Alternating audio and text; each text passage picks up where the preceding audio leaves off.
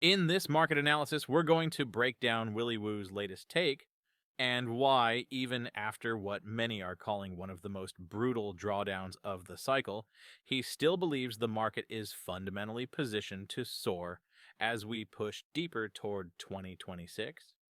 Today, we're going to walk through why he thinks most people are misreading the situation, why the pullback may actually be one of the healthiest developments we could have asked for, and why 2026, the year many expect to be bearish, could still surprise to the upside in a massive way. Let's get into it. When we step back from the noise, when we put aside liquidations, emotions, fear, and headlines, what we're really looking at is a Bitcoin market that has reset.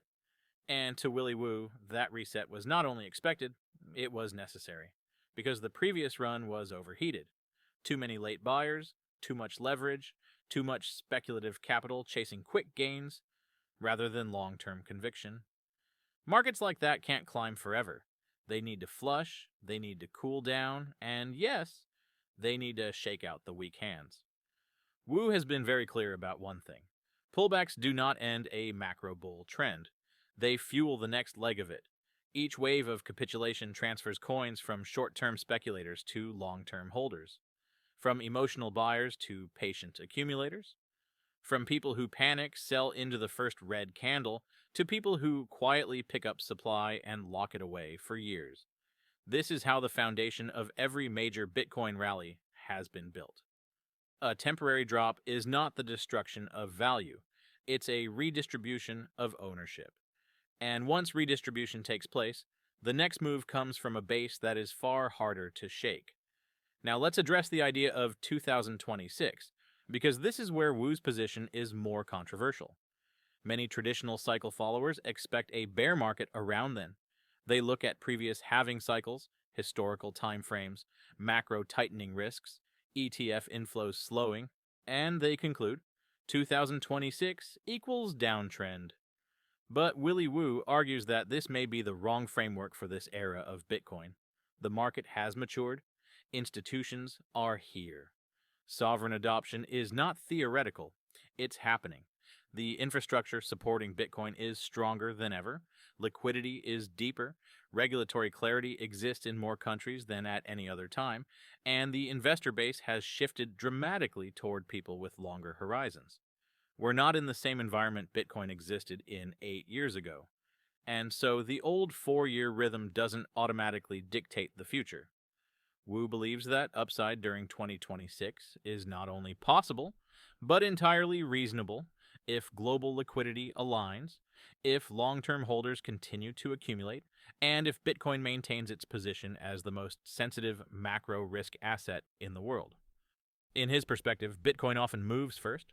It reacts to liquidity changes before stocks, before real estate, before commodities.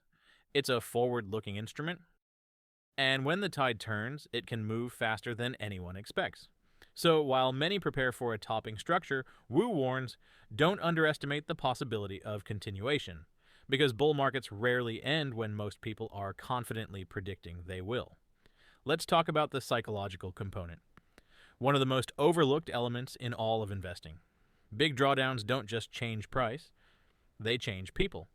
They burn out the impatient, the over-leveraged, the emotional, the ones who bought because of hype rather than belief.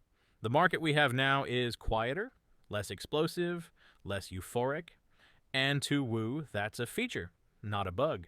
Healthy markets don't run only on excitement, they run on conviction, and conviction is forged in downturns, never in green candles.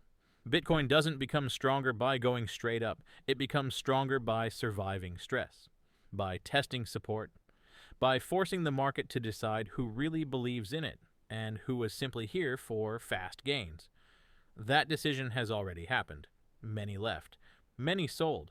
But those who remain, those accumulating now, are the ones shaping what comes next. And according to Willy Woo, what comes next could be the structural foundation for the next major expansion. Imagine a spring being compressed. Every dip loads tension. Every shakeout coils potential. Every capitulation event removes sellers and replaces them with holders. Eventually, the only people left are those who don't want to sell, and that's when supply tightens. When supply tightens, even modest demand can cause outsized moves. And when demand grows alongside structural scarcity, the market can do things few believe possible. Imagine a spring being compressed. Every dip loads tension, every shakeout coils potential, every capitulation event removes sellers and replaces them with holders. Eventually, the only people left are those who don't want to sell, and that's when supply tightens. When supply tightens, even modest demand can cause outsized moves. And when demand grows alongside structural scarcity, the market can do things few believe possible. Not guaranteed, but possible. That's Wu's message. Not hype, structure. So let's zoom out. We have a market that flushed out speculative excess, a growing base of long-term holders with strong conviction, increasing institutional and global interest, a maturing cycle dynamic not fully tied to the old 4-year pattern, and a possibility that liquidity favors Bitcoin again moving into 2026. That combination, in Willy Woo's view, doesn't point to exhaustion. It points to potential. Not blind optimism, not hopium, structural, data-driven potential. The drawdown was painful, yes, but it also cleared the runway. Sometimes the market needs to retrace so it can later ascend with stability rather than fragility. Sometimes weakness is not failure, but preparation.